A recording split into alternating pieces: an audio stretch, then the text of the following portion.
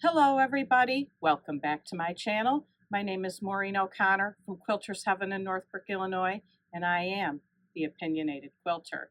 Today's episode, number 96, is all things Valentine's Day. But before we get to that, I'd like to thank you all for getting me to 10,000 subscribers. I really appreciate it. If you haven't subscribed yet, please do so.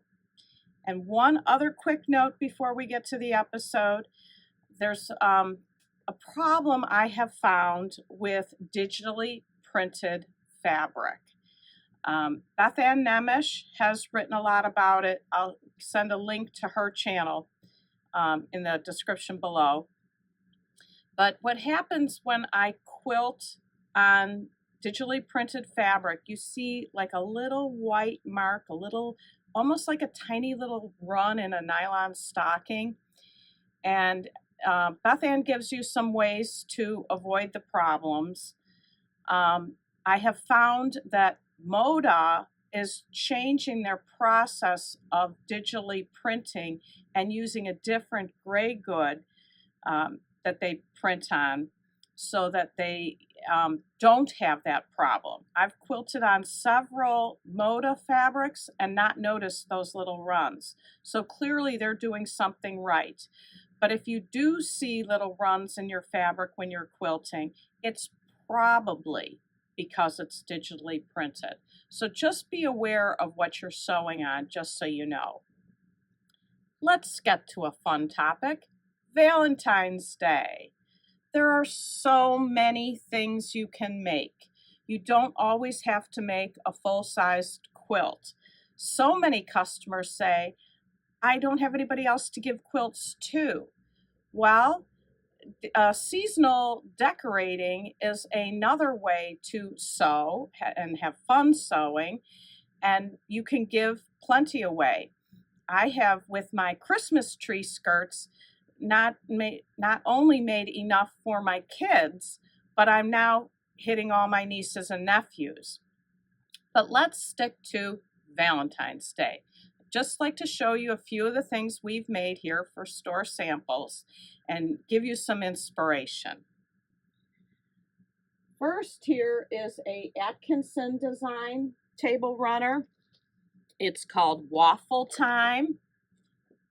And as you know from watching this channel, I think Atkinson design patterns are so well written. And think about it. The size of this, you can whip this up so fast. It's different than a queen size quilt. Aprons, another thing to make. This is the church lady's apron. And I'm pretty sure I've shown you this one before, but it is extremely figure flattering. And the nice thing about this one is that it's reversible. So we have Valentine's Day on one side and St. Patty's Day on the other side. Here's the table runner I use at home. This is the Rail and Square table runner. It's from Trudy Hughes to Patchworks. The book is not currently in print, but you can find it on Amazon. I love her patterns too. She's a math person, so I find some kindred spirit there. The last apron I want to show you here is the Vivian apron, and that's really cute too. I would say you might want to be a little slimmer to wear this one than the church lady's apron, but with the gal who worked here and made this, she put rickrack on it. It's so cute, contrasting pockets, really a nice apron. And with the aprons, remember, when you're finished with them, you're finished with them. You don't have to bind them. And after you make all these kinds of things, you end up with a whole bunch of scraps. So I'm always am making these little things I call candle mats. I can put a bowl of candy on it. I can put a candle on it. You can put a lamp on it. Whatever you want. Super small, quilt it yourself. I bring up the backing to the top to make the faux binding. Here's another one. You know, you can make these in all different sizes. All this is a 60-degree triangle with 4 fabrics in it, and then you just sew them together. Sometimes I'll put the triangles up all to the center, pointing. I'm not saying this right. Here's your 60-degree triangle, and I have them angled out. You can angle them all in if you like. It's whatever you want. They're just fun to make. You can make them with scraps. And the last thing I want to show you here again is another Atkinson design. Happy holidays. I have them in all different seasons for my house. And here is my Valentine's Day one. And it comes in 3 different sizes. This is the large size. So you'd make it in Christmas fabric. It's a Christmas tree skirt.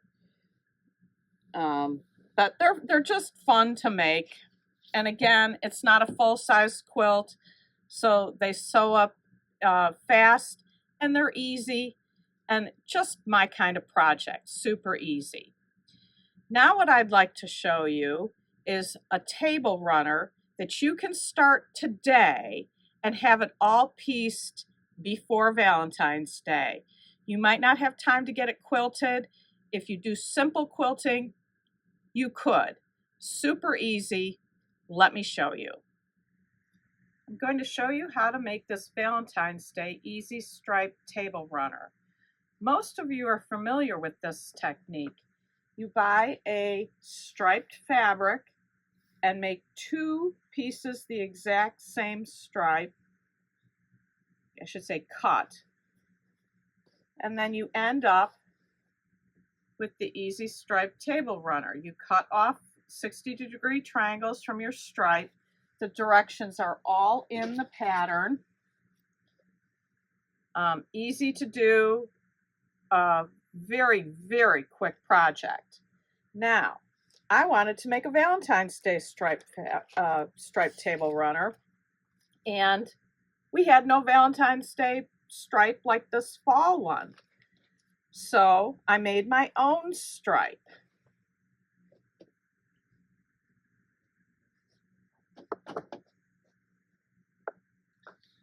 So I sewed together 2 stripes, this fabric, the pink, the hearts, which is what drove this whole project. This is a new Benartex fabric we got that I just absolutely love. I've got this pink batik, and I have this Moda other little print. And I sewed them all together. And I want a quick talk about this fabric selection, because if you look at this pink, it does not match the pink in here. When I say match, I mean the same pink. And that was done on purpose. I think it gives the table runner a jolt of color, which I really like. This does not clash with this pink and red and white, but it doesn't match exactly the pink. We did audition 2 other fabrics in here. Instead of this pink, putting this red, and then having this as the center. And I thought that looked really pretty too, but it's more subdued. And that's why I opted not for this combo and went for this combo. And that's such a personal choice. It's entirely what you like. So again, I'm going to give you the measurements of these strips. The pattern calls for 1.5 yards. The last one that I did that I used 1.5 yards, I thought was a little short. So I went ahead and cut 1.75 yards of this stripe so I could cut lengthwise and get the long enough piece. 1 3/4 yards of this one so I could get a full length without piecing. And same with this one, 1 3/4 yards. Now this will get you probably at least 3, if not 4 table runners. But what I like to do is make 2 and use the rest of the pieces for the backing. The 2 pinks here, I only cut a 1/2 yard because I didn't care that these 2 were pieced. Wonder if we can find the, yeah, I can see it. Here's where this one is pieced together. And I can't even see this one. I wonder, yeah, I can feel it now. Here, it's pieced here. But I didn't want to break up these major print pieces here. So again, you just follow the pattern. After you make 2 strip sets, then you cut off your triangles as described in the pattern and sew them together. And now I have 2 halves. I still have to sew this last together, and I probably won't have it quilted in time, but it sure can lay on the table and look really pretty. I'd like to give you my measurements of my strips, I should say, of the pieces if you want to try to duplicate it. You can do any combination of fabrics you want. Let me give you those measurements. So I'm starting from the center, the white with the little pink hearts on it. I cut 1 3/4 to finish to 1 1/4. The skinny little pink, the bright pink, 1 1/4 to finish to 3/4. The big, the Benartex heart that I love, cut 4 1/2, finished to 4. And the pink batik, again, 1 1/4 cut, finished to 3/4. And the Moto little print, red print on the outside, cut 2 1/2 to 2. Now you can make these any numbers you want, but what you want to try to do is get your finished width of strip somewhere, I'd say on the minimum side, 7 3/4. Mine came out to 8 3/4. 9 1/2 is going to be kind of wide. So 7 3/4 would be pretty narrow. 9 1/2 would be pretty wide. Somewhere in the middle is a real good measurement. And I'd like to point out this 1 1/4. Why I'm cutting these at 1 1/4 is if you cut at 1, you get a 1/2 inch finished. And that makes it, if you've got a 1/4 inch foot, you're sometimes fighting with the seam allowance as you're sewing the next seam on. So I like to avoid that and cut at 1 1/4. If you like a narrower stripe in the middle, cut yours at 1. And you don't have to use 5 fabrics. You can use 3 fabrics. You can use 4 fabrics. It's whatever you like.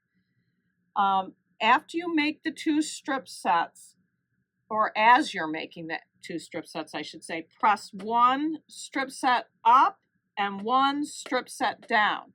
What does that do for you? That gets it so when all these seams here are meeting, when you're putting your triangles on, all your seams are nesting. One group will be up and one group will be down. And it just makes it come together absolutely perfectly. Let's see, do I have anything else to say? I think I say happy Valentine's Day. It's time to get sewing if you're going to get something done by Wednesday. That's today's episode. Until next time, happy sewing.